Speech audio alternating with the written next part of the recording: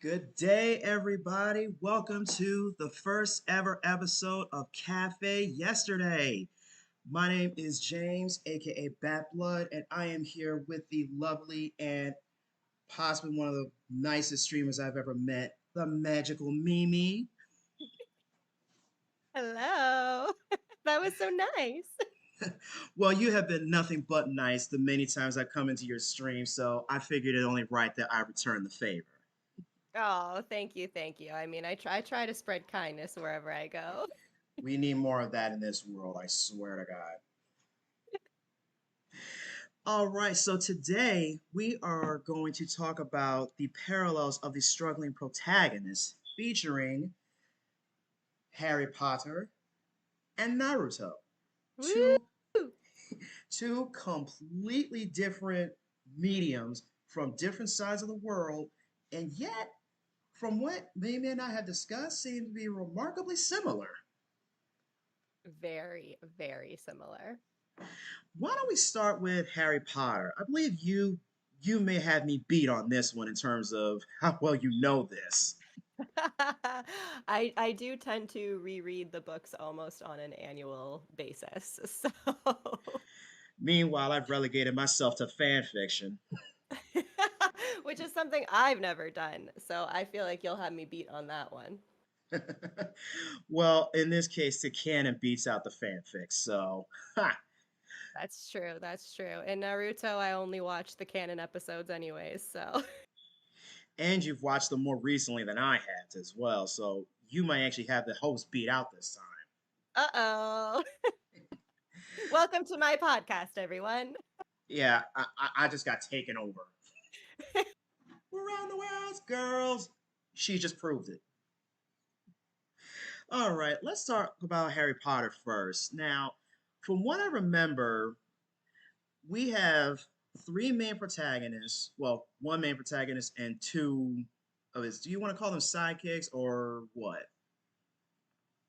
I feel like sidekicks doesn't do like I feel like that's unfair to them because if we're being honest, Harry would have died in the first book without Hermione.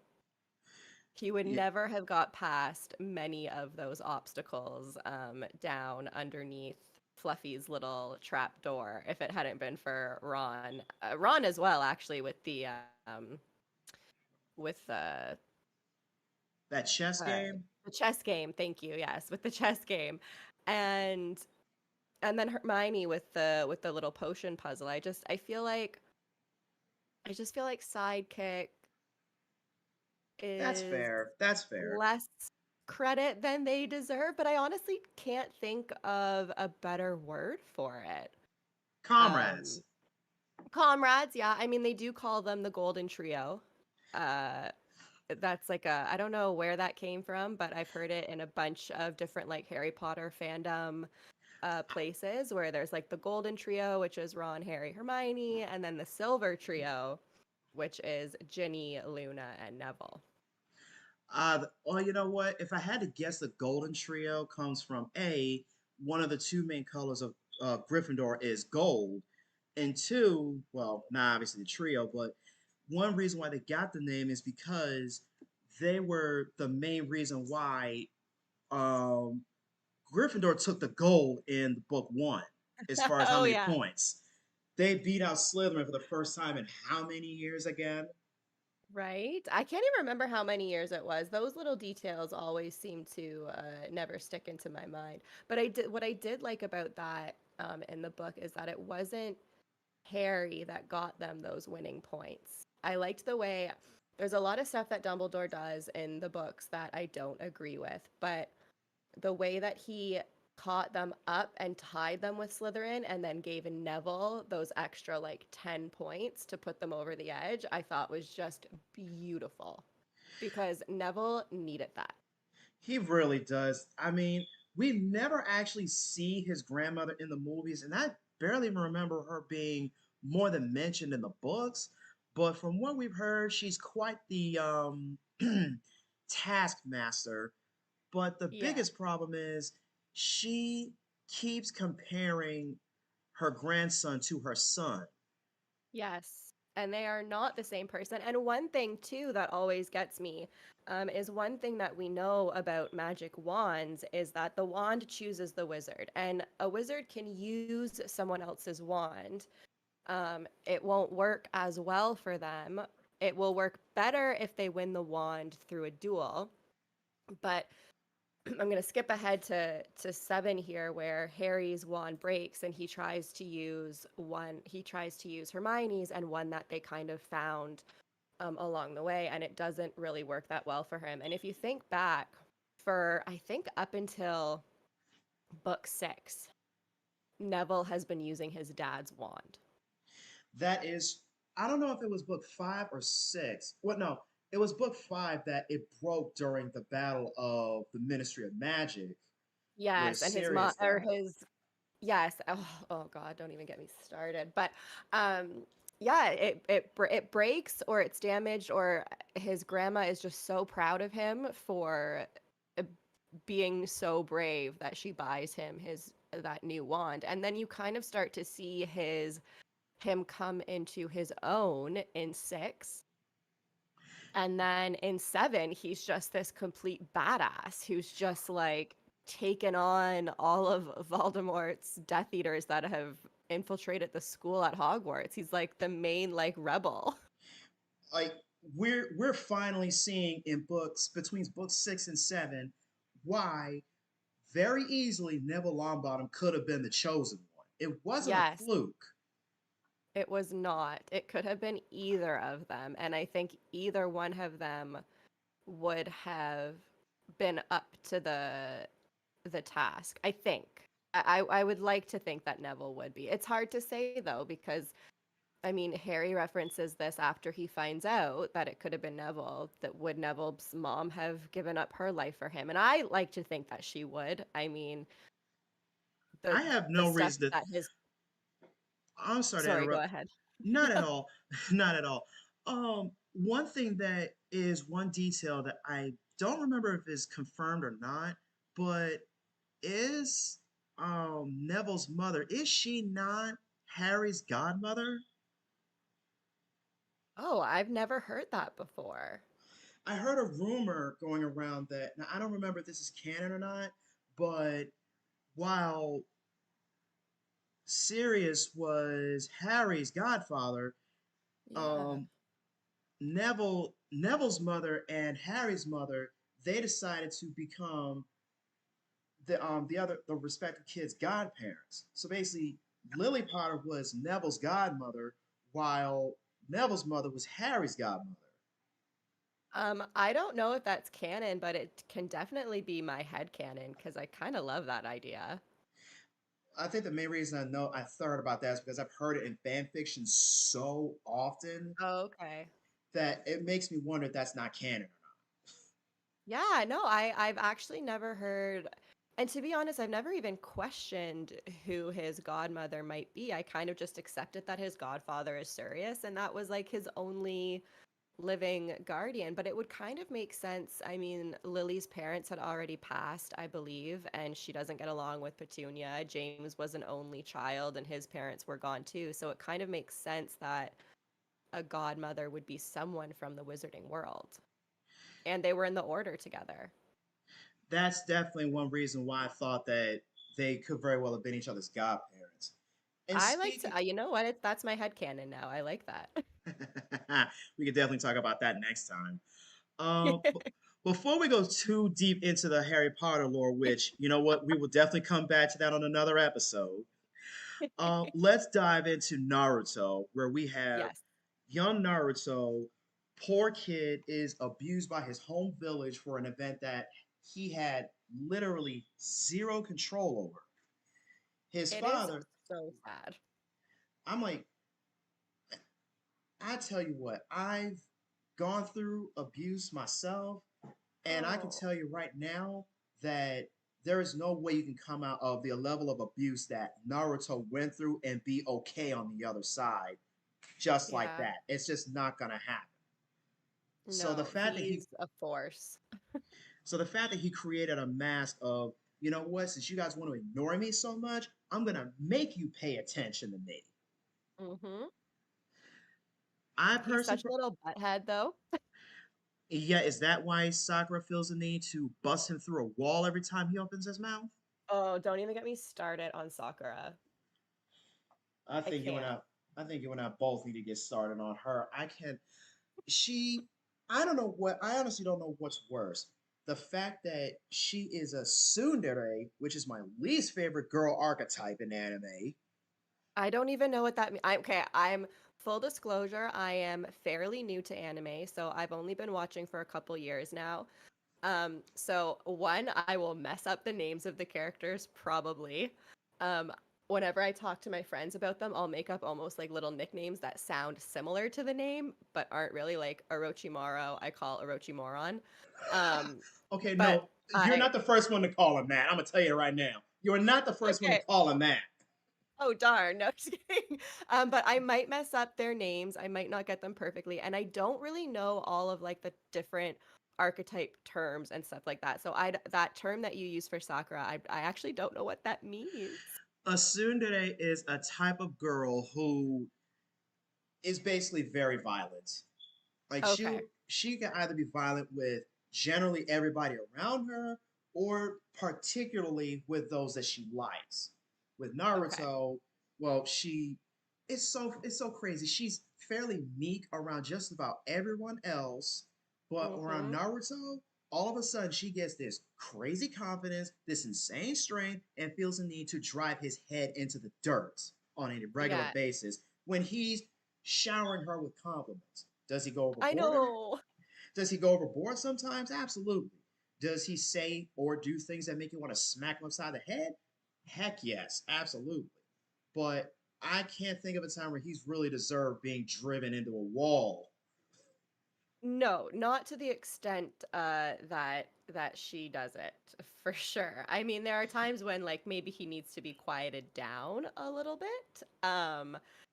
And actually, it's funny because I know that we are going to talk about kind of the parallels and the similarities, but one of the big differences between Naruto and Harry, those heroes, um, Naruto is all about the fact that he's a hero and he's going to be a hero. He's going to be Hokage. He can pretty much take on any challenge and he's going to do it. Whereas Harry has that imposter syndrome where he's like, no, it can't be me. I'm not the hero. Like, I don't know what I'm doing. I'm just lucky. Like, I get lucky. And it's like, I feel like that's where one of the main differences between those stories Self lies. confidence. Yeah. Yeah. Well, But actually, no, Sakura, sorry, go ahead. no, you go ahead first. I was going to go on a whole I other thing. Oh, I was just gonna circle. I'm very notorious for getting off track, but I was just gonna circle back to Sakura, and there were moments where I really wanted to like her character, and there were moments where I thought I could see myself liking her character, and then just as I was about to be like, oh, you know what, she's pretty cool, she'd go back to like being annoying or so like, oh, I'm falling behind everyone. And I'm like, you are one of the strongest physical, like other than Rock Lee, like you're probably one of the strongest physical characters in that world right now. Like her like her strength, not her oh god. Her Uh ninjutsu.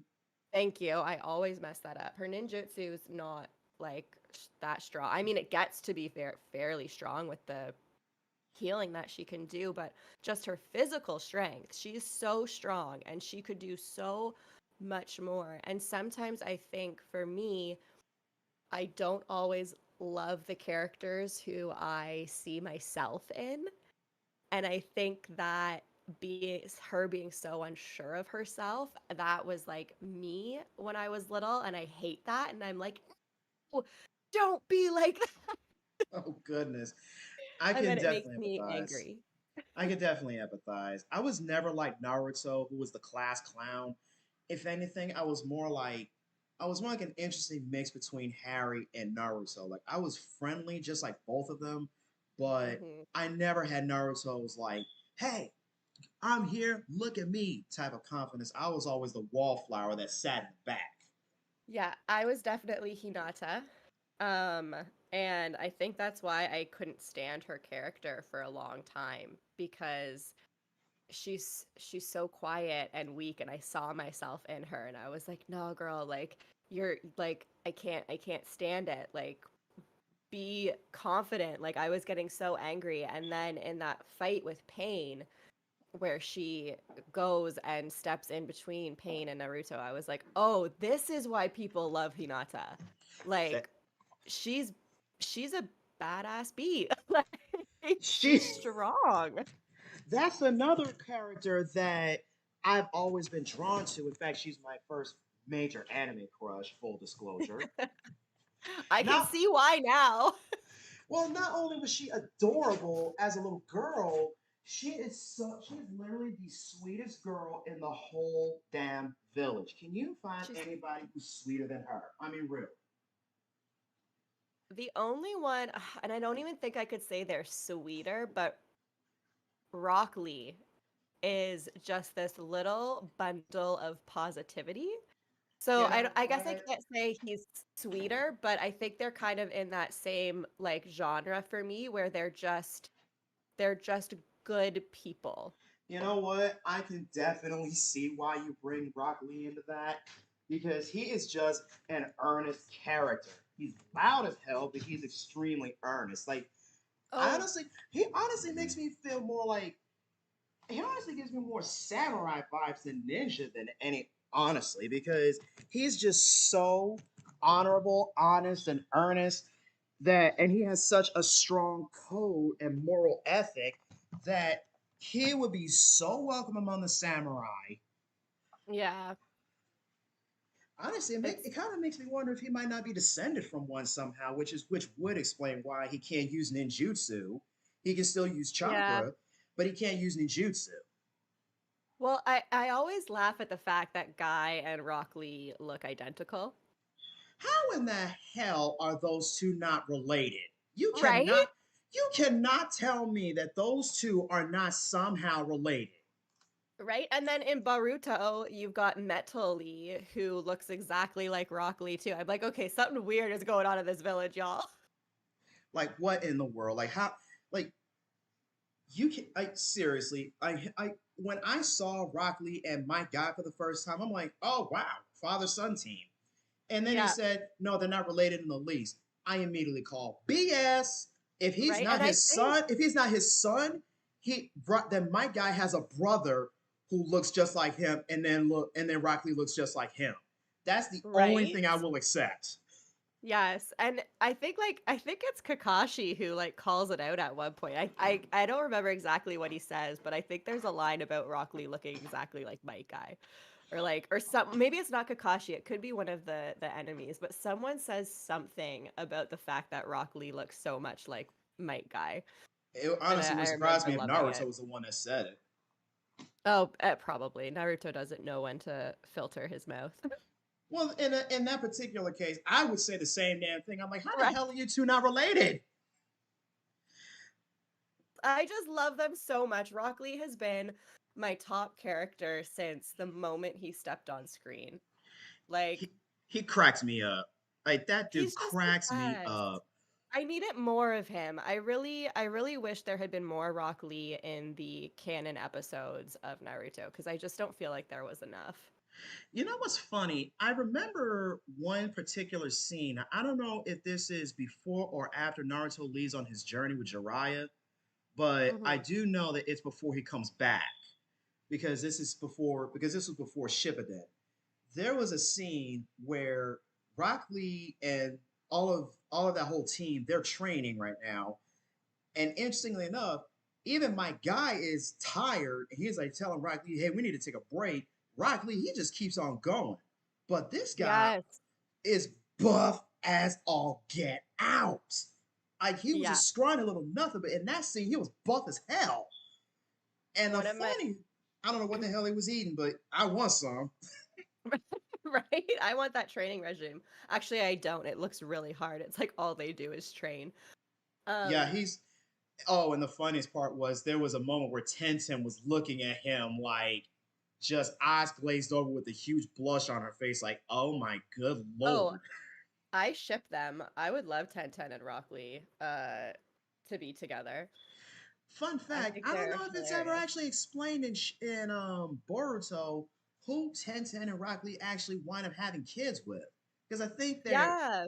I think they actually had kids separately, but they're not. They don't. I don't think they ever actually got together, and I don't even know who Tenten's daughter is. I know. I just started watching Boruto. I'm maybe like 6 or 7 episodes in. So I still like obviously there are some obvious children who belong to certain adults. Like Cho is obviously Choji's. Like it just makes sense. That But reminds me, you want to talk about making sense. One thing that doesn't make sense is how in the everlasting hell did Karui and Choji get together? I don't know who that girl is. She's actually Choji's wife and Chocho's daughter and Chocho's mother. But was Sh she in Naruto? yes, actually, she's from the Hidden Cloud Village. Do you remember that scene where Naruto, like where some people from another village are asking Naruto about where's Sasuke because he just came after our best friend Killer B, and Yes. Naruto gets his face caved in by that redhead girl. Oh, vaguely. That redhead girl is the one that marries Choji. Oh, interesting. Okay. Well, I guess after the war, the villages are all peaceful now.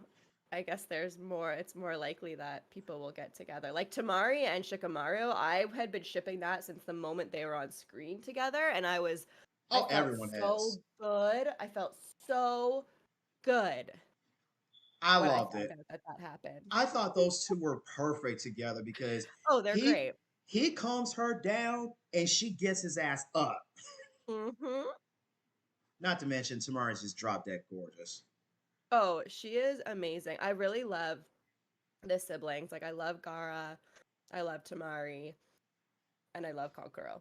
Like I remember in the first Naruto, first of all, the fight scene between Rock Lee and Gara has to be one of my top fight scenes. When Rock Lee takes off his the weighted like leg warmers and everyone's like, oh, okay, he's dropping a little bit of weight, whatever. And it falls and the whole stadium shakes. And you're like, that's what he's been walking around with this whole time. Their faces were so damn priceless. I Oh my God. rewound I rewound that scene until my finger went numb. It was so funny. And Tamari's like, oh, he's just dropping a couple pounds of weight. Yeah. Boom!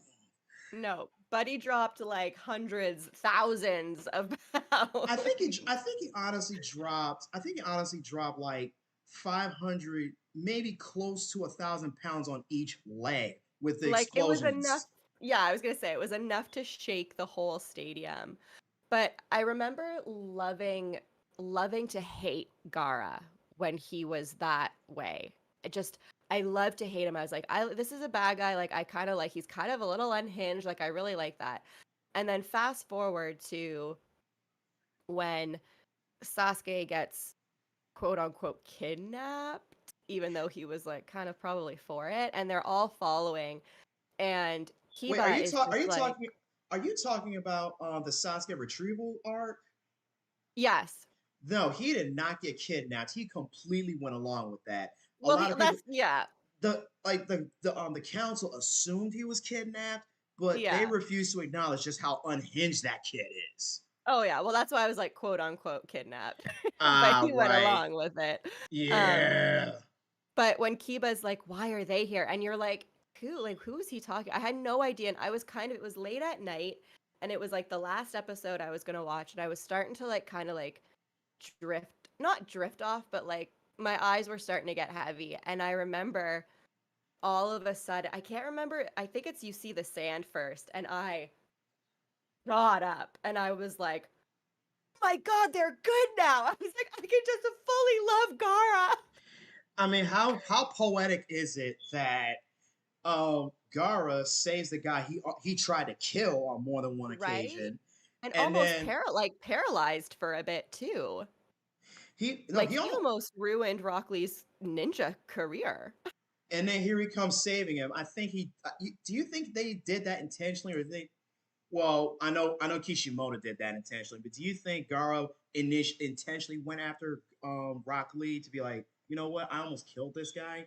He's a good guy. I should not have done that. So this is my redemption. I'm gonna pay this guy back by saving his ass. Yeah, I kind of do feel like I feel like after Gaara and Naruto had their little moment, um Gaara was just kind of like, "Oh, it doesn't have to be this way. Like And I that could was be a good person." and that's another difference between well, not really a difference between Harry and Naruto, but it's more blatant in Naruto. Naruto has this unique talent of turning his some of his greatest enemies into some of his greatest allies and friends. Yes, his talk jutsu. It's talk jitsu. My friend told me that's what people call it. His greatest power is his talk jutsu because he just has conversations and then they're like, "Oh, yeah, you're right. I should be a good person." No, I think it's called the reality bitch slap or the steaming hot humble pie to the face. That's true, maybe. I guess it depends on the situation, really. He just has a way of talking to people, and usually they're older than him, and he makes them see sense. I think it's because Hmm. of the way he grew up. He has a unique perspective on things that's just so honest, and Well, and it just cuts through the BS. yeah, and I think because he has had a hard life, that people are seeing their hardships reflected in him and the way that he has handled it and the different path that he took, and they're just like, "Oh, like it I actually do believe this kid is going to change the world." And of course he And he does. does. But then we get to Harry, who, well, you notice he's never really given his enemies a chance per se. But here's one where I don't. Here's one I think we disagree with. You did say you were a big fan of Ron Weasley, weren't you? Love Ron. I love Ron. I'm gonna tell you I do. now. I have never been a fan of Ron Weasley, especially the way he a treats Hermione constantly, and B, the way he, I mean, I guess everyone has that friend who is kind of lazy, doesn't really want to do too much, but he legitimately got mad at anyone who did better than he did or shined brighter than he did, but he didn't want to put in the work to do it. That's someone that really Well, frustrates me. and I can agree and appreciate all of those things because he that they're all true. I for me, I find Ron is the most relatable character. Um, because and I'm gonna throw some things out there, and someone in my Twitch stream used this term once. We were talking about the way someone had treated someone else, and they said, and I was like, I'm not trying to make excuses for anyone. And then they said, it's yeah, they're like, it's not an excuse, but it's a reason. So I'm not trying to excuse his behavior because he did some really crappy things. But when you look back on Ron's upbringing, he is the youngest boy of there's six boys and one girl, and he's the youngest of the boys. And if you think about his oldest brother was a head boy, his second oldest was captain of the Quidditch team, his Percy was head boy, got like pretty much straight A's or whatever, or straight O's. um, Yeah, Fred and George, who were the closest in age to Ron, who he probably idolized, are twins and had each other and really never wanted much to do with Ron and kind of like bullied him a lot. And then he gets to school and he meets Harry, and that's great because can they can kind of they get along really well. But then Ron has spent his whole life in the shadow of his brothers just to kind of get this best friend who he's also kind of living in the shadows with. And I'm not saying that his abandoning them in the seventh book or any of the way that he treats them is okay. but I think that there is more things that you can relate to with the jealousy, and he's a stupid boy. Like he's an adolescent teen who has a crush on a girl who doesn't know how to express his feelings. Like I just Not only that, I but she's think also way out of his league. way out of his league, and he recognizes that because he has such low self-esteem in himself. Like he has no self-esteem when it comes to anything that he can do. And I think that his default is that, well, I'm not going to be able to do it. But then when he does apply himself, he's really strong and really powerful. And I think just because I think it's just the relatability of Ron. I feel like he's the most real character in like her writing, where he's got all of those, like he has the jealousy, he's not perfect. And she doesn't write a lot of characters so that they're perfect. I just, for me growing up, I could relate to Ron. I guess it's different with me Um, because I was an only child and I was raised by a single mother on top of that. So yeah. I can,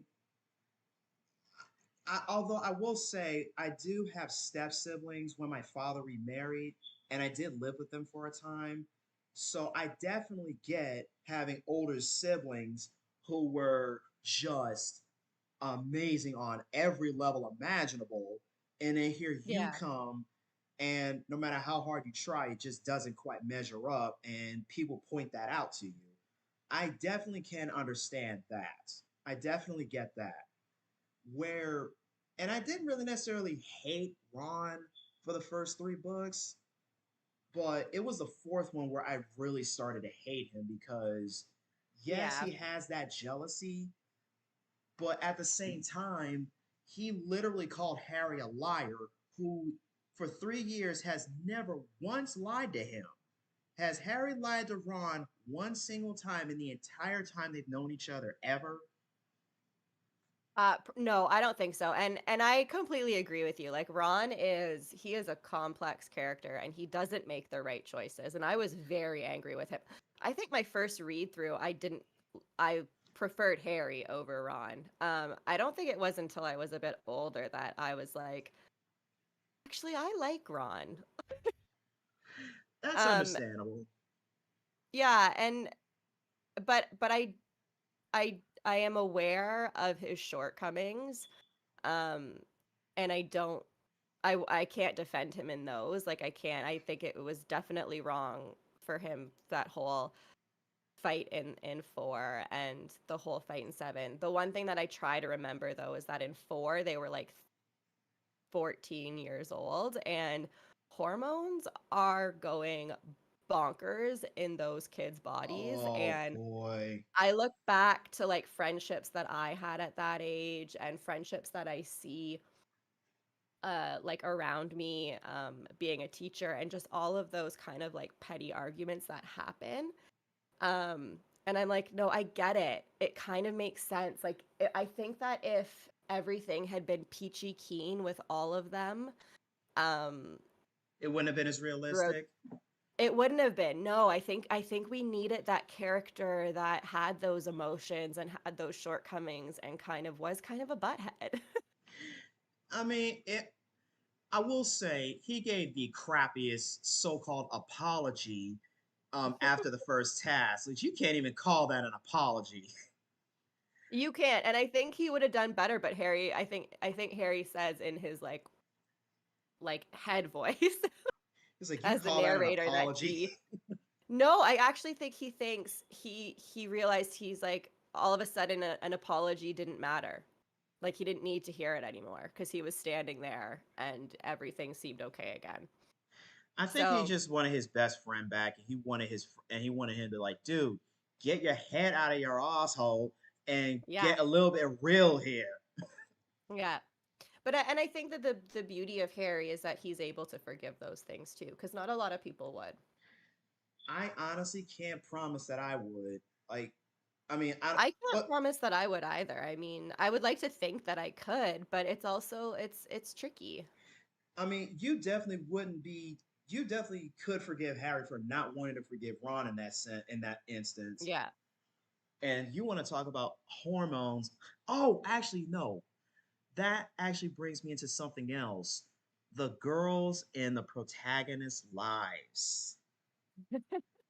Now we know that in fan fiction, well, I know in fan fiction, these guys are two of the most, let's just say, popular males in fan fiction today.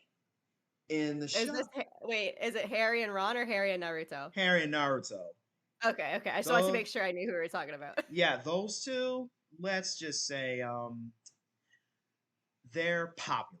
That's the most G-rated explanation I can give. Okay. Now, Harry, there's been multiple potential girls, both in canon and in fan fiction. Let's stick with canon. The Okay. main girls being Cho Chang, who was his first real crush. Well, I Yeah. cannot blame him. No, I can't either. She's awesome.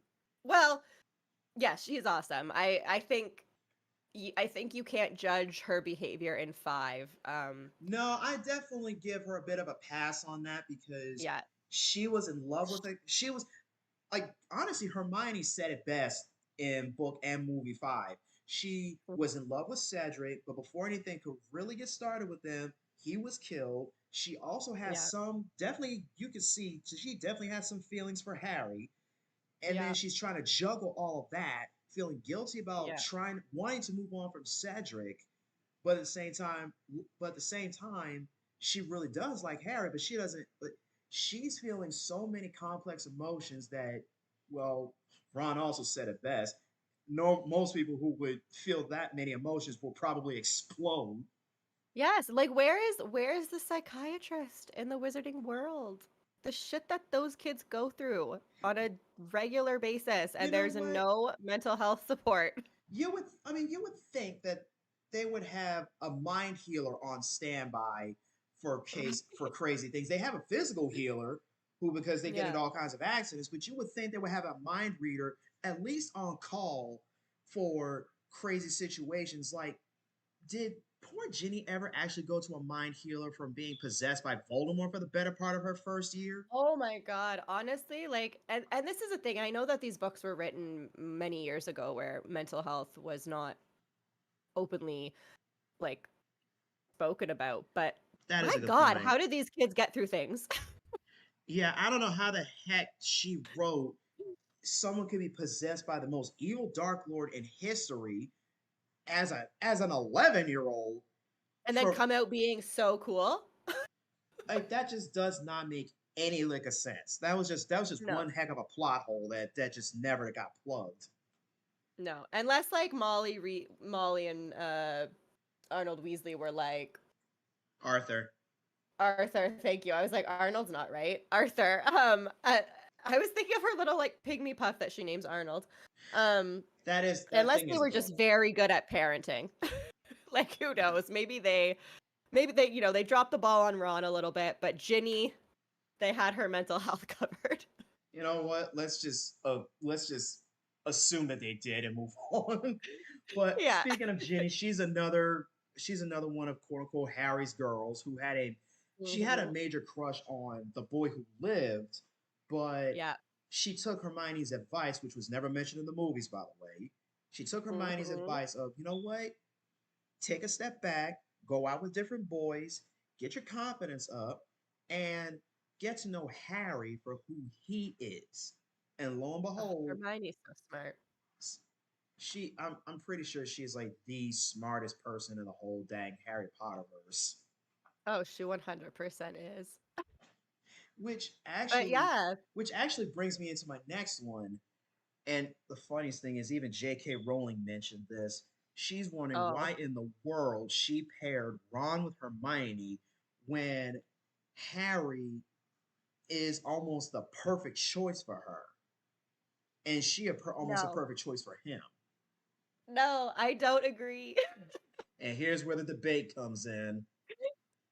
Um, I will be 100% honest. I shipped Harry and Hermione my first time reading the books.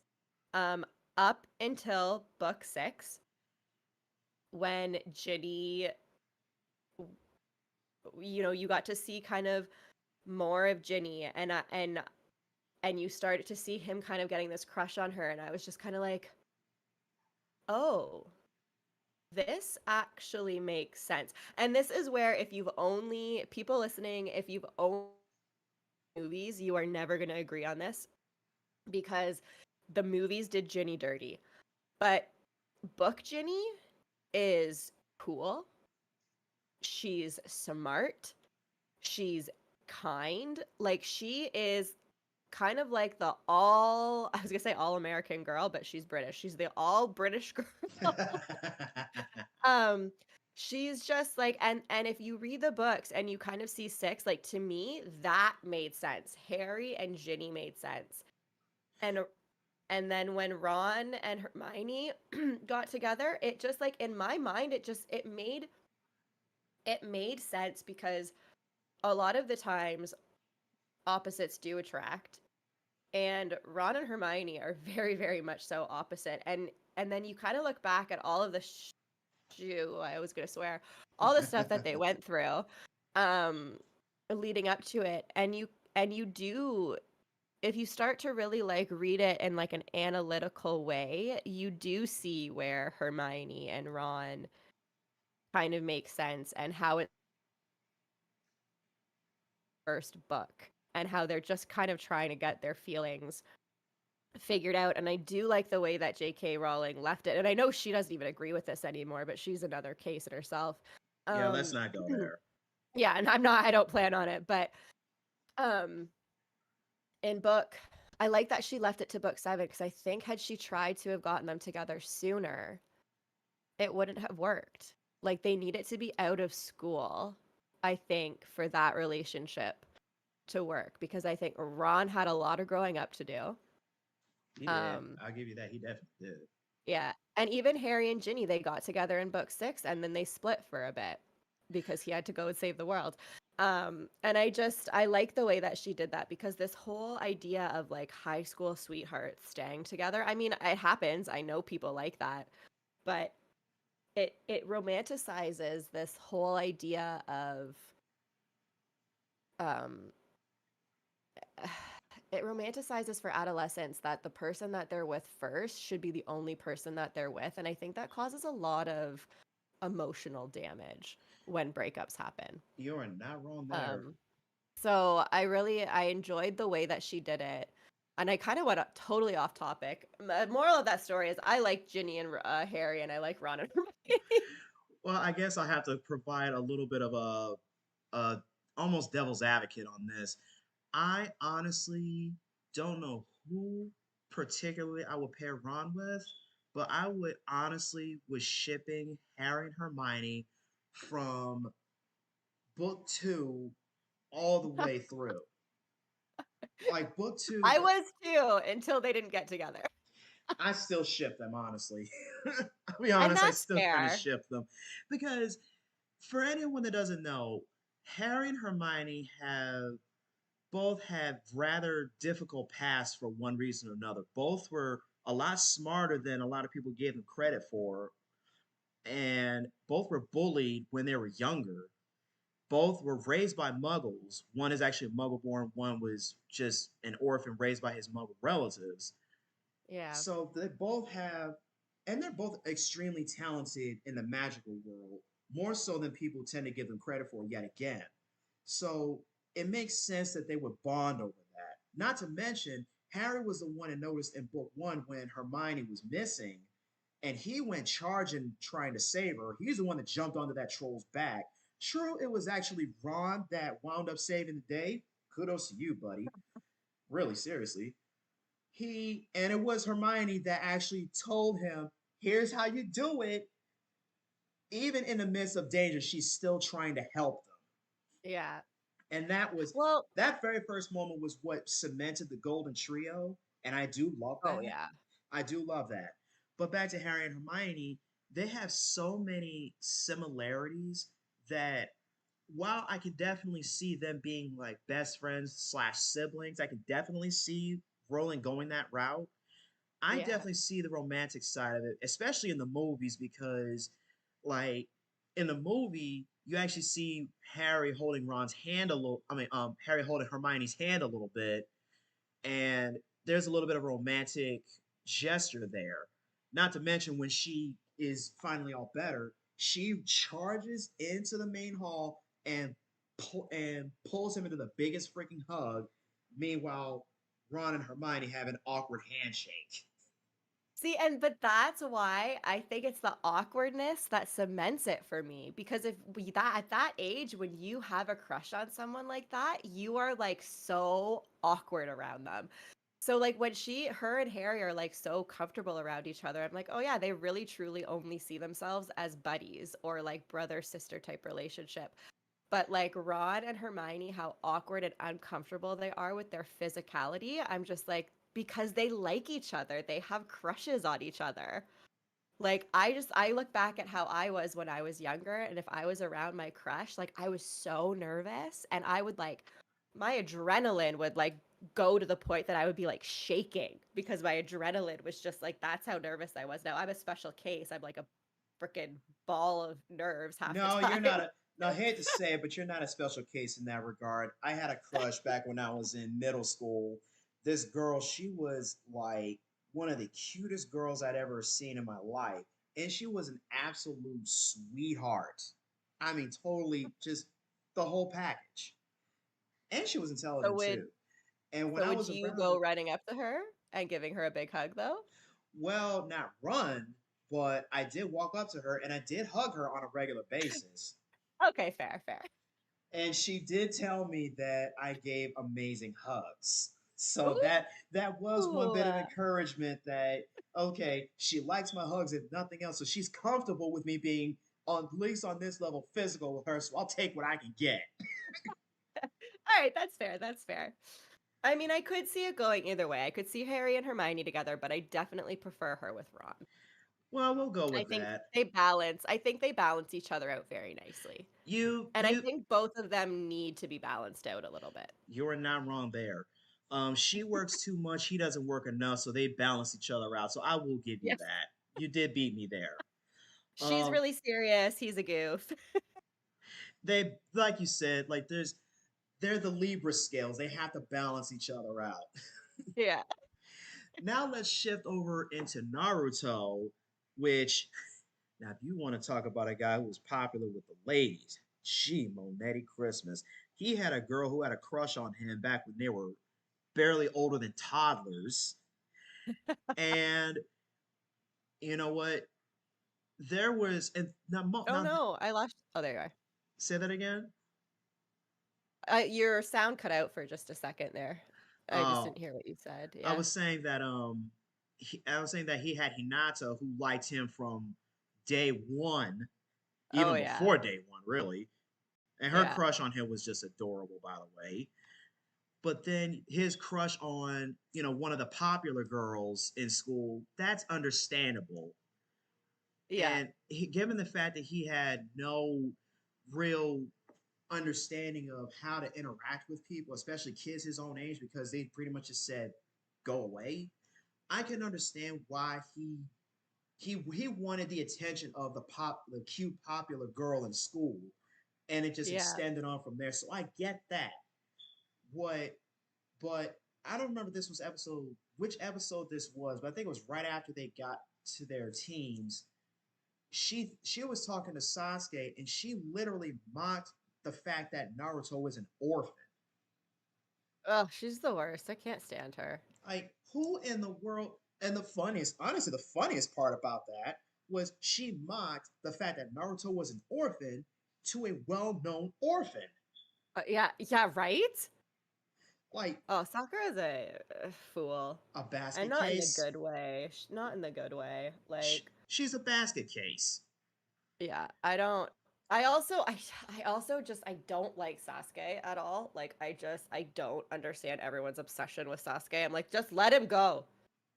I mean, seriously, I tell you what, by the time the Valley of the End fight happened, at that Hmm. point, I would have tried one time talking sense into the guy, but if he would have Yeah. kept going on about all of his nonsense, I'm like, all right, you know what? I'm done with you. I try to be nice. I've been nothing but cool with you. You challenged me like on the roof of a hospital, and the you. What really frustrates me about some people is they got on Naruto that he was such a loser. He had no talent as a ninja, all this and all that stuff. But then when he actually shows serious marketed improvement, Yeah. like he's seriously getting better, a lot Yeah. better. And he did that partially so he could stand with his teammates who always saw him as weaker. Now, one of them, who he'll never admit this out loud, but he looked up to him. He sees him as a threat and a challenge. It's like, Yeah. make up your mind. Do you want him to be weak and always in the way, or do you want him to be strong enough to actually handle himself?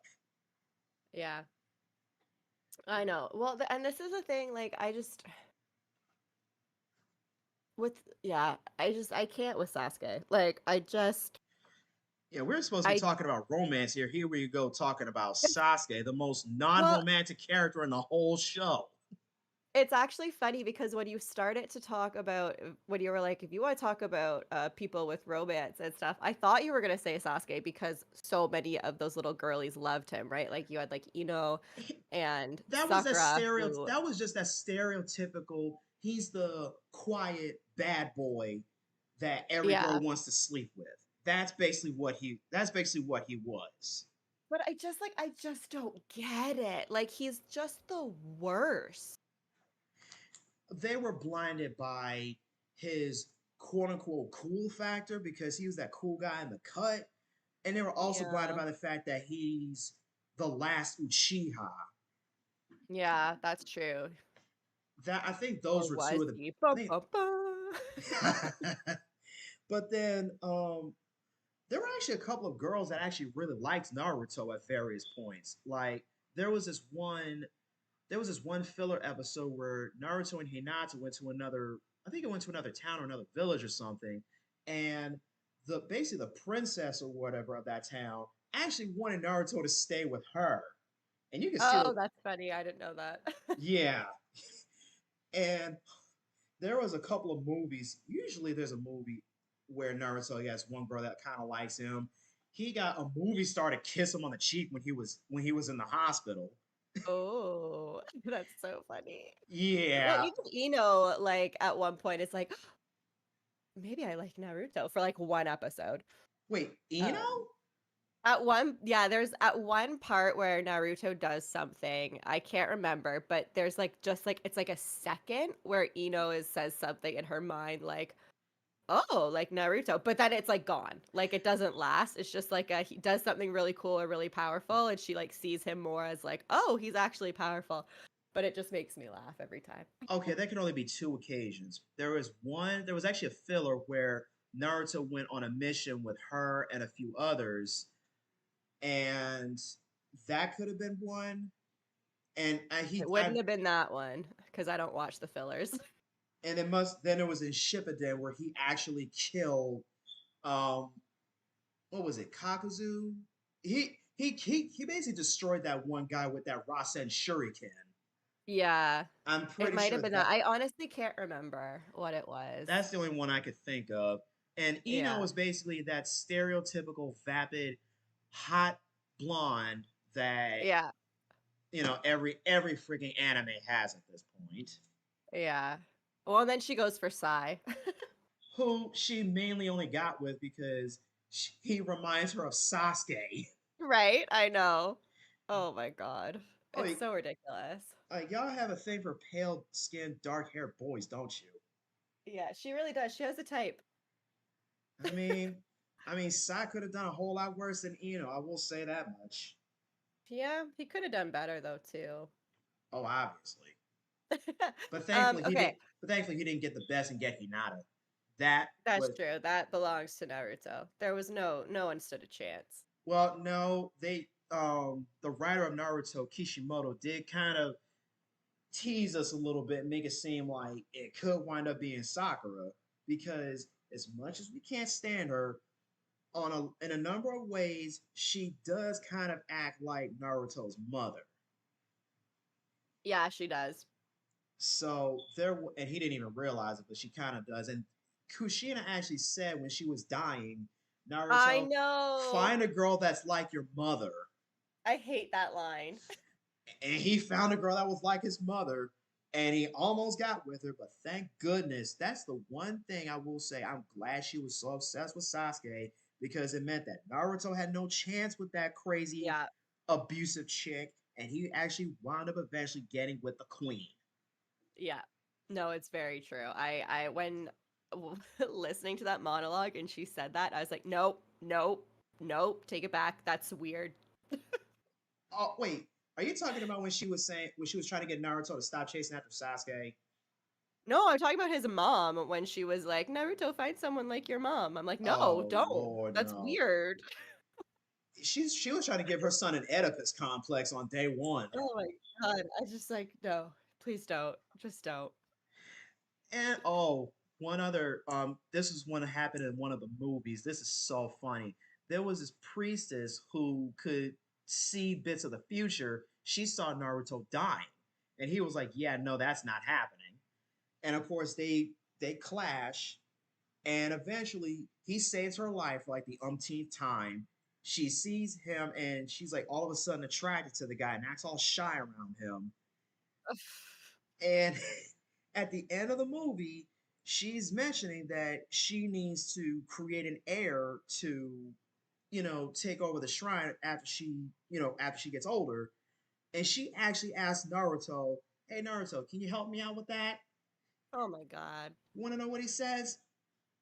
What does he say? Sure, I'll help you. No. I give you my word, I'll help you out. Oh my God. Meanwhile, everybody, before he says that, when she's like, "Can you help me out?" Everybody's like, "Wait a minute. She's literally just asking for his kid." And this Yeah. guy is so socially inept, he doesn't pick up on that. No, he's special. He's a special little boy. It would take someone with the patience of Hinata to deal with him. Right? Okay, but let's talk crazy similarities between the two stories, Harry Potter and Naruto, because as most people who know me know, I mean, like, I've read Harry Potter since probably I was like 11 years old. And so watching Naruto, originally I actually thought that Naruto came out first. So I had this backwards at first until talking to you and you told me that no, in fact, Harry Potter came out first.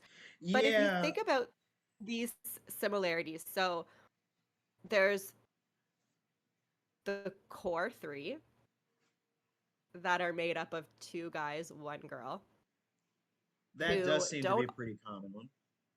who don't always get along, but will come together when it kind of like when they do come together, it's like wildly powerful. And you know But what? And you know what? I just noticed another similarity, like piggybacking on that. You have the girl who is the studious one, not the most powerful, uh-huh. but definitely the brainiest. You have one Yeah. guy who is a total opposite of that and is a total slacker, Yeah. but he comes through when he needs to, usually. And then you have Yeah. one guy who's the serious, quiet type that's kind of off in the corner and overtly is the most powerful Yeah. one. Ironically, And yeah, go ahead. the two main characters are orphans who had godfathers they didn't know they had, who, for whatever reason, were absent for most of their life, who were taken under by an older generation Oh, don't to forget, said train. Godfathers were also perverts. Oh, hold on. Serious? Was a pervert? You didn't know that? That dude was a No. playboy back in his day. Oh, back in his day. Yeah, okay. Sorry. I was like, Sirius was locked up for half his life. What are you talking about? Like, no, back when he was in school and before he got locked Oh, up, yeah. that boy He was a babe. he was a playboy. Oh, yeah. That's true. Um, but also, and this is kind of the thing that really got me is the main with Naruto, it's a little bit different because there are multiple arcs. But in the core story, so we're thinking just the first series of Naruto, Right. the main bad guy has an affinity to snakes, is obsessed with staying alive forever, and zeroes in on one adolescent boy who he thinks is the key to doing that. And then you have the third Hokage and Dumbledore, who were both teachers of said bad guy. And And that did not and did guy not had, put the guy down when he had the chance. right? And then ultimately died because of it. You Like know, I I just definitely feel see like why. the core story is so similar. I definitely see where you're coming from on that end. I definitely do see that. And you know And what? I'm And you know what? It's entirely possible that Kishimoto, who, if I'm not mistaken, is the name of the guy who wrote Naruto, it's entirely possible that he read Harry Potter and the Sorcerer and the Philosopher's Stone and be like, you know what? I kind of like this, and read the books and kind of did something similar, but his own thing at the same time. yeah, I like in no way am I saying they're the exact same story. It's just for me from being a huge Harry Potter fan to then watching Naruto and kind of seeing all these parallels. And I know that the hero story, a lot of the hero stories are going to have a lot of parallels. But then I also think I look at, like, I just recently read the Percy Jackson books and I'm like, that's a hero story, but there's not that many similarities between the actual like core story of that as there is with Naruto and Harry Potter. And I get it, like snakes are often like affinities with, like, you know, their dark magic and like all this stuff, They're but heavily I, associated with things that are evil. And yeah. that goes back into a whole nother story that we'll not talk about here, but I'm sure Yeah. anyone can guess what we're thinking about here.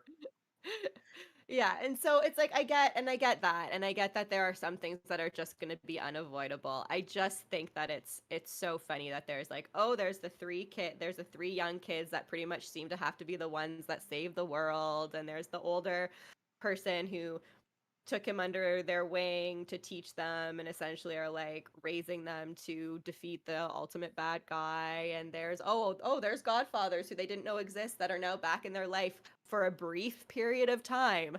They don't even get that much time with them. Actually, I need to talk about this one. Everyone is like the Let's do it. biggest fan of Jiraiya. I love Jiraiya, and I know what you're gonna You already know where I'm going with this. say. I don't care what the hell kind of spy network you have. There is no excuse that you do not check on your godson on at least like once or twice a year It's true. just to see how he's doing. I It's don't true. Yeah. That's one thing about him that really grinds my gears. And another thing Are is you Peter Griffin? oh shut it you. It really grinds my gears. Oh, here we Sorry, I had go. to. Oh, I here we had to. go. Sorry. Sorry. Anyways, another thing that really I'm not gonna say it again. Say it. Say it. No, no. Jiraiya completely and utterly wasted 2.5 years of Naruto's life. I don't care what you have to say. He did not train that boy for 2.5 years. He trained him at best for a few months. You mean to tell me that the level of personal growth that Naruto had from when he was a kid to Shippuden, you mean to tell me he couldn't have gotten that in a matter of a few intense months of training? Yeah, well, I think, and if you look at it, like, look at how much Killer Bee was able to do with Naruto in like a week. Exactly. And of course there's who was it? Oh, the Toads. When he was learning Sage Mode. Oh, I love the toads. When he was learning Sage Mode, it did not take him that long to master that. It took No, him what? and A couple of months, if a couple that. months, I would say, yeah. I don't even know if it was And that here's long. And here's the thing though, and maybe Jiraiya's teachings weren't meant to be the ones that made him more powerful. And I don't know if that makes sense, but like maybe with Jiraiya it was more about growing as a person, although I don't know how Jiraiya could teach anyone to grow as a person because he has all the gambling addiction, female addiction. Uh, but Yeah, seriously. but I look back at it's like who taught Jiraiya how to do Sage Mode? It would have been the Toads.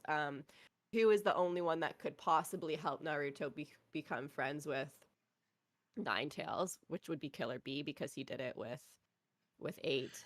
Um, so That's it's but I know what you're saying. It's like what were they what were they doing when they were gone and like why?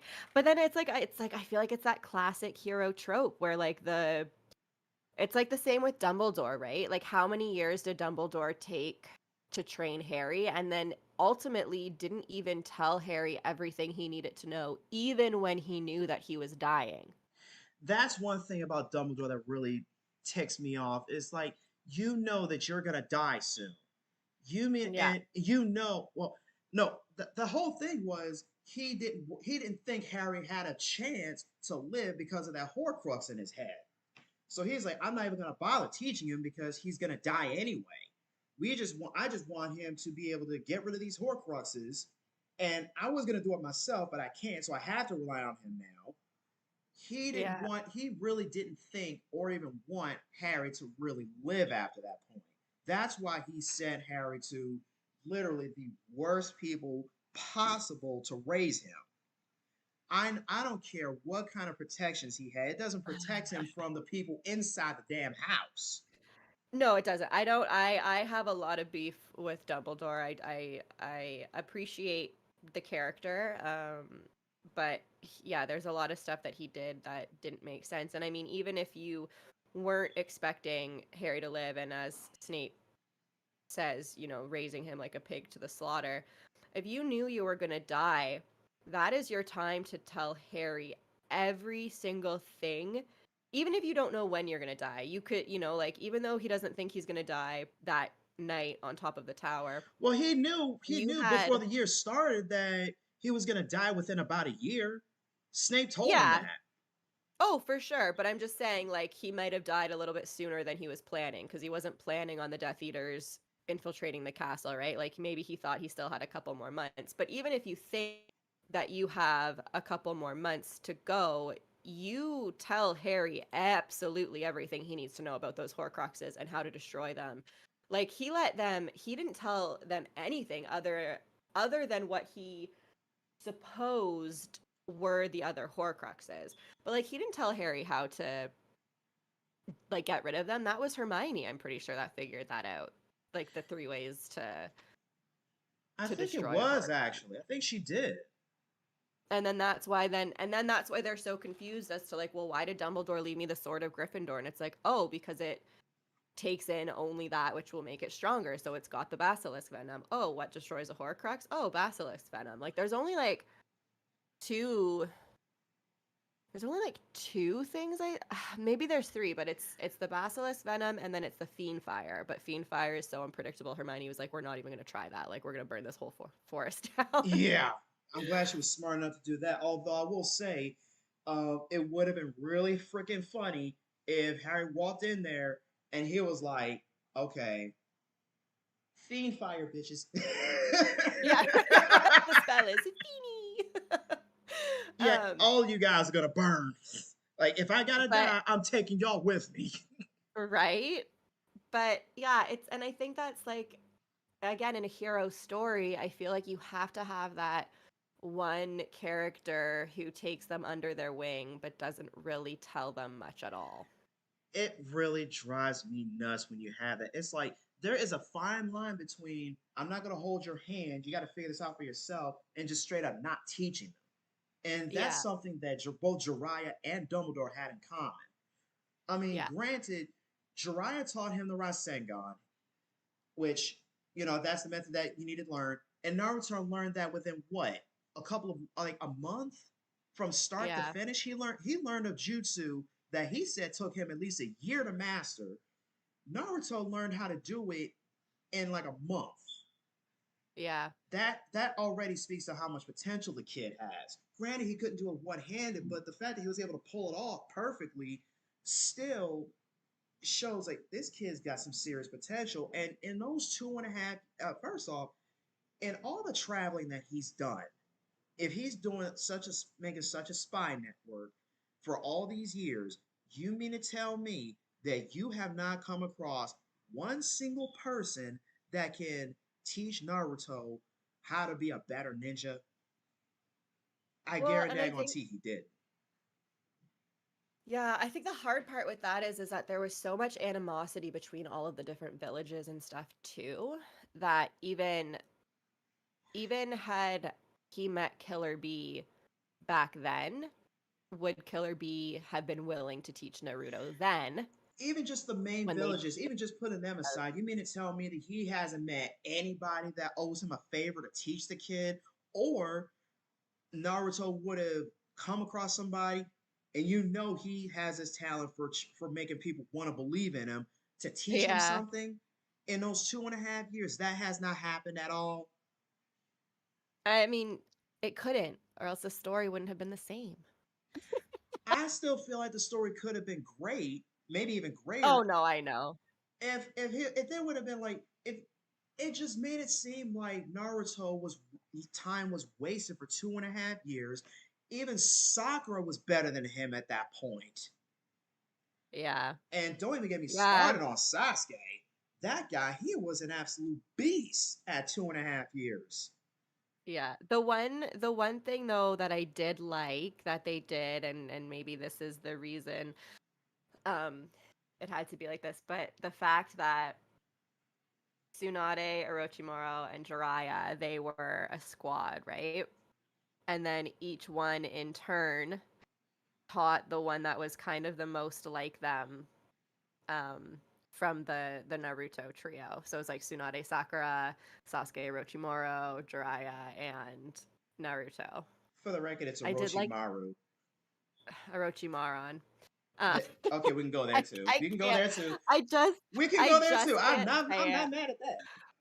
I just can't say it right. And I try all the time. And even with Ino, it drives my friend nuts, but sometimes I'll call her Inu. And I think that means dog. It does actually.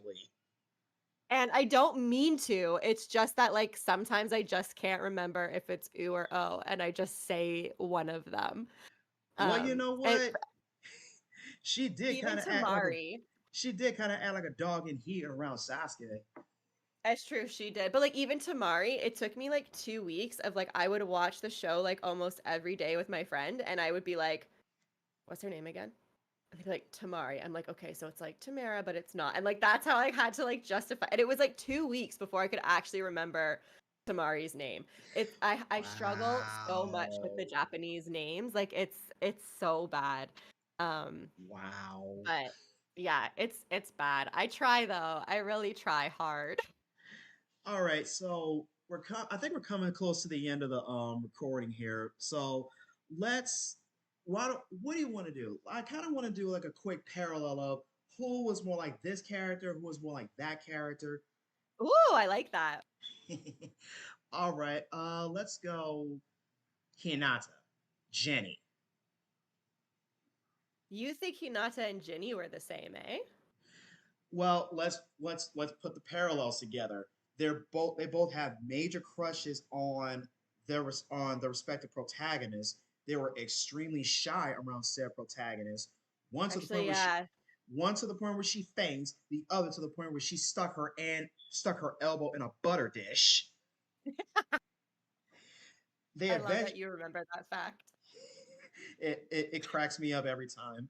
Yeah, actually, Um, no, you know what? Now that I think about it, you're right. They are, and sometimes I think because sometimes we saw so little of Ginny in the first handful of books. Like it's not really until 5 and 6 that you get a lot of Ginny. I sometimes forget how timid she was at the beginning.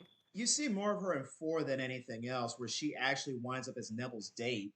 And I'll be honest with Oh you, yeah, they're I'll be so honest cute. with you, I thought that there could have been a potential match there. There could have been. I also thought that about Luna and Neville. Well, they actually, well, I don't know if this was actually in the books or not, but in the movie, Neville had a crush on Luna. Yeah, no, that was never in the books though. Yeah, well, another thing is like I honestly don't know if that was something that the actor for Neville just kind of tossed in there. Yeah. And I don't blame him because the actress who played Luna is rather pretty. Oh, she's gorgeous. But Neville winds up getting with Hannah Abbott, who was in Yeah. Hufflepuff. The honestly, I feel like that's the house that Neville should have been in the first place. Yeah. And then Luna winds up getting with a descendant Newt of, Scamander's grandson or great grandson or something like that. which makes perfect sense since she is a magical beast fanatic. That's true, yeah. I love Let's see Luna. other parallels. Well, we obviously have. Honestly, I kind of want to put Sasuke with Harry actually, even though they're not the main. Ooh. Even though Sasuke isn't technically the main protagonist, he is the struggling, troubled youth that struggles with a serious darkness within him and is almost permanently marked by it because of one of the main antagonists, and he struggles with that for a great deal of time until he eventually overcomes the guy and actually kills him. Oh, that's very interesting. I'm gonna throw something else at you. Uh-oh. Draco. Oh boy. You know what? I think that Draco and Sasuke might have a few similarities as well, where they're kind of marred by what their family has done. They're both their father's sons. I can tell you that right now. Yeah, and They had that again, family arrogance too. yeah, and like Draco eventually kind of comes to terms with the fact that it doesn't have to be that way. Although I would say that Draco, I like him way better than I like Sasuke. Um, I honestly but wasn't coming around to Draco until I want to say book the towards the end of book 6 and then book 7 because he was trying to kill Dumbledore all that whole time, but he yeah, was doing that initially because he wanted approval from the guy from his father's boss.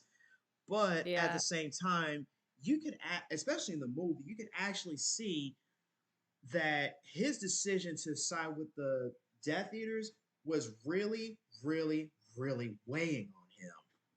Yeah. Like Well, he, and I think also sorry, I didn't mean to cut you off. no, not at I all. just got really excited about this point.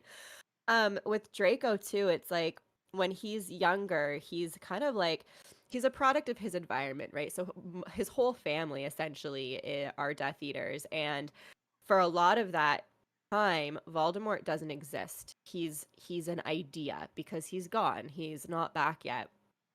And it's almost like romanticized for Draco about what it is like being a Death Eater. And then all of a sudden, Voldemort's back, and the reality of what it actually means to be a Death Eater, with his dad disgraced because he messed up at the Ministry in Book 5, and pretty much Voldemort saying, "You need to kill Dumbledore, or else I kill your whole family." And I think That the reality of that sets into Draco, and then and I think Tom Felton plays it so well. Tom Felton's amazing. Um, where you can just see like I'm stuck like this, and then you see him start to waver when Dumbledore's talking to him on top of the tower saying like I can help you, I can protect your family.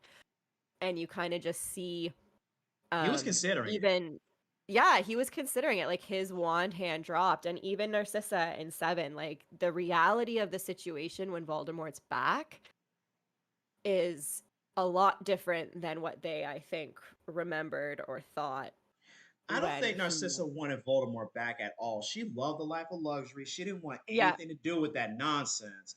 no, But she she was also realized the there. situation she was in. And one thing Yeah. I do like about Narcissa is when, oh, first off, Harry was so lucky that this happened One, Mm-hmm. he saved Draco despite everyone telling him, dude, just let him die. Yeah. He's literally done nothing to help us. No, he did. There's like Draco knew full well that Harry's face was disfigured, but he knew it was him. He knew Yep. exactly who he was. But for whatever reason, he covered for him. Yep. He saved them in that moment. And Oh Harry, yeah. being the honorable man that he is, he repaid him by saving his life. And that in turn wound up saving Harry's life later when Yeah. Narcissa went to check on him. And she's like, oh, wait, he's alive. But wait a minute, let me find out. Is my son alive? And Yeah. Harry's like, yup, I saved his ass. She's like, Yeah. okay, I'm not about to turn over the guy who saved my son's life. Yeah, I also think had that scene with Draco and the Manor not happened, like if they didn't get caught or whatever, I do think that Harry still would have saved Draco. I definitely think there's Um, potential for that, especially seeing how even when they were in the room of requirement, when yeah, when they had that little face off, I mean, Crab and Goyle, they were all in on the Death Eater BS. yeah, But you can and they see, saved one of them still. yeah, and you can see on Draco's face, he was really hesitant. Like they had been Yeah, rivals for all their entire time they've known each other, but he still didn't want to kill him. He yeah, wanted to beat him. He didn't want to kill him. And there's a yeah. big difference. Oh, also, fun fact, Tom Felton had a crush on Emma Watson at one point. Oh, and vice versa. Yeah, that was adorable when I found that out. Yeah, yeah, that's super cute. I think that's one of the big reasons why people tend to ship Hermione with Draco. Yeah, it has nothing to do with the actual characters and everything to do with the actors who played them. I thought it was so cute that they had a It is, crush on each other. And I don't it blame is him. Emma really Watson's a cute. cutie. Oh, she's like the perfect person. Let's be honest. I kind of want to go with Luna Lovegood as my favorite, but Katie Lung as Cho Chang, stunning. Oh, yeah. I mean, I feel like all of those actresses just grew up to be just amazing, like people. I mean, Like, not only are they beautiful, I just feel like they're all just like genuinely nice people. yeah, you don't see that too often, especially not on this side of the pond. Yeah, fair. But back to the parallels. Let's honestly, I think we got the main ones as far as like the main protagonists, and obviously Yeah. we have could you say Kakashi was kind of like Lupin, who was like a teacher who didn't really teach much when he should have? Well, I think that Lupin actually taught them a lot. Well, Lupin Um, taught them a lot. yeah. Kakashi didn't teach them Unfortunately, anything. he Yeah, unfortunately, Lupin had that, little issue of being a werewolf where he was out of commission for like a week every so often. His Um, furry little problem, as his friends would his call it. furry little problem. Yeah. Yeah, I could see Kakashi and Lupin having that parallel. I'm just trying to think.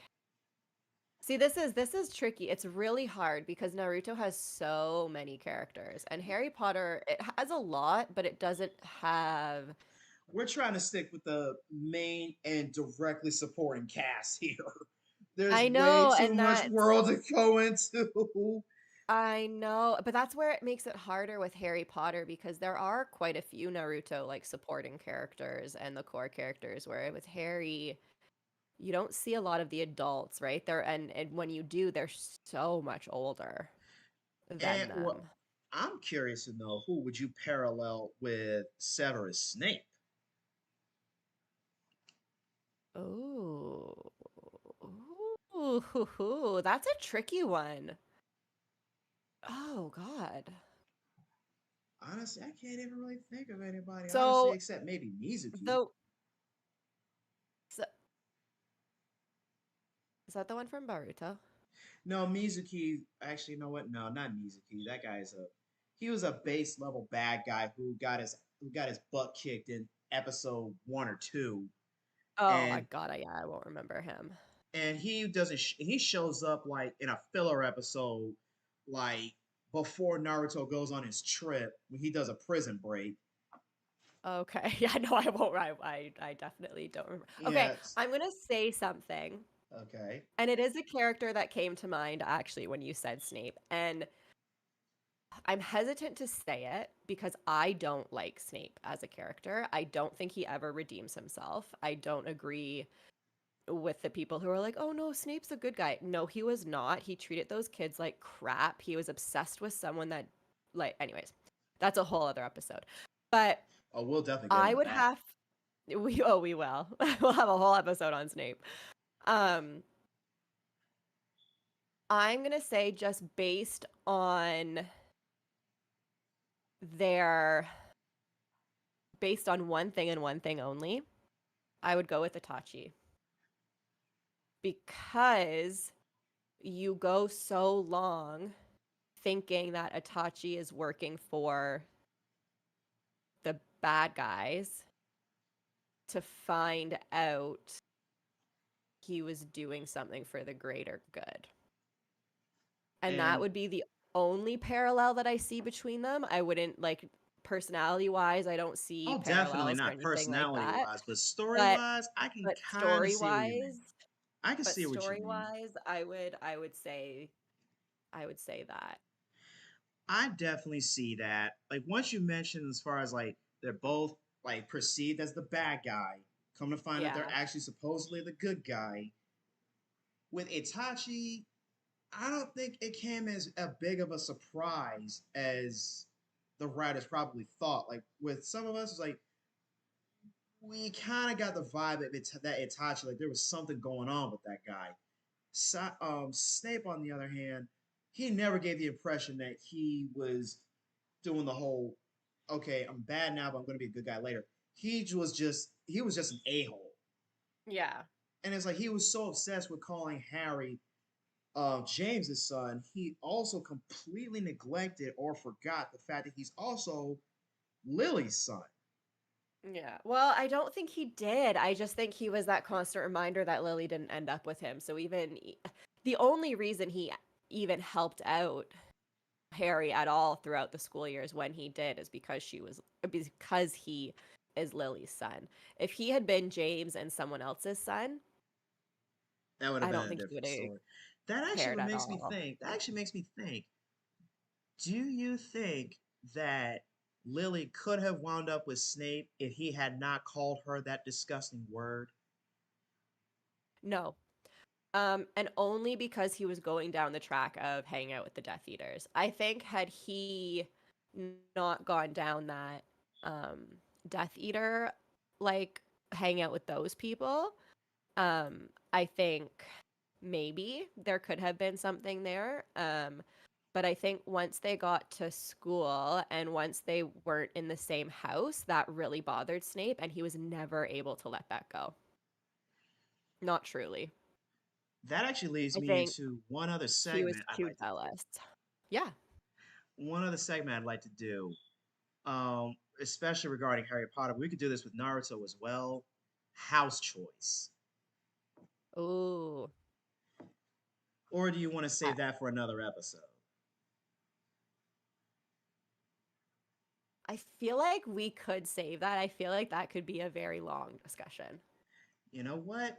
I completely agree because we are just about at the 89-minute mark we just hit. Oh my gosh. I told you this was going to be a nice, healthy discussion, and we are not Wow. anywhere close to covering the entirety of these topics because just Naruto and Harry Potter alone, people could talk about for Oh yeah. literally hours. I was gonna say we could have multiple episodes on just individual Harry Potter and individual Naruto. I don't think it would be actually possible to cover the entire complex worlds of these respective mediums in a single episode unless you want to go for a 4 to 10 hour stream. I don't think anyone would listen. Well, actually, I do think people would listen to a 10-hour one, but it would take them a long time. You know what? I can honestly see some people being laid up in the hospital I have nothing else to do, and they have like a 5 hour dissertation of the craziness of the complex world of Harry Potter, I can honestly see that happening. I could see that happening too. But for now, you know what, Mimi, I have got to say, you have been the most amazing guest. And I want to Oh, thank you so much for being my very first one for my brand new oh, podcast. thank you. I'm so honored to be the first guest, and I cannot wait to be back for more discussions. I would love to have you back. So for now, gotta sign off. But thank you all for listening in to Cafe Yesterday, and we will see you next time.